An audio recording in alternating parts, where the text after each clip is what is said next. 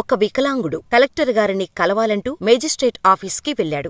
వెళ్లగానే గుమ్మం దగ్గర తనను అడ్డుకున్న అధికారులతో తన బాధనంతా చెప్పుకున్నాడు. కాని అప్పటికీ కలెక్టర్ గారు ఆఫీసులో ఒక ఇంపార్టెంట్ మీటింగులో బిజీగా ఉన్నారు. ఆ వికలాంగుణ్ణి ఆఫీసు బయట గుమ్మం దగ్గర కూర్చోబెట్టాడు సదరు అధికారి. ఆ తర్వాత దాదాపు ఒక అరగంట సేపు ఆ వికలాంగుడు అక్కడే కూర్చొని కలెక్టర్ గారి కోసం ఎదురు చూస్తూ ఉన్నాడు. ఎంతసేపటికైనా కలెక్టర్ గారు బయటకు రావడం లేదు. ఏ అధికారి ఎలాంటి సమాచారం చెప్పట్లేదు. దాంతో ఆ వ్యక్తి గుమ్మం లోపలికి వెళ్లాడు. అది చూసిన కార్యాలయంలోని సిబ్బంది పరిగెత్తుకుంటూ వచ్చి, "ఏయ్, ఏం చెప్పాం నీకు? ఇక్కడే వెయిట్ చేయమన్నాగా, మళ్ళీ ఎటెళ్తున్నావ్?" అంటూ ఆ వికలాంగుడిపై అరవటం మొదలుపెట్టాడు. దాంతో అక్కడి నుండి నేరుగా ఉన్న డిఎం క్యాబిన్లో ఉన్న కలెక్టర్ ఇంద్రవిక్రమ్ సింగ్ ఆ వికలాంగుడితో వాదిస్తున్న అధికారి మాటలు విని ఏం జరుగుతుందో అని చూసిన ఆయన కన్ను ఆ వికలాంగుడిపై పడింది. దాంతో మీటింగును మధ్యలోనే వదిలేసి ఆ వికలాంగుడి దగ్గరకు పరిగెత్తుకుంటూ వచ్చాడు. "నమస్తే సార్, నా పేరు దివ్యాంగ్ అమరేంద్ర సింగ్. నేను అలీఘర్లోని గాంధీ పార్క్ పోలీస్ స్టేషన్ పరిధిలోని సింధోలి నివాసిని. మిమ్మల్ని కలవటానికి వచ్చాను సార్.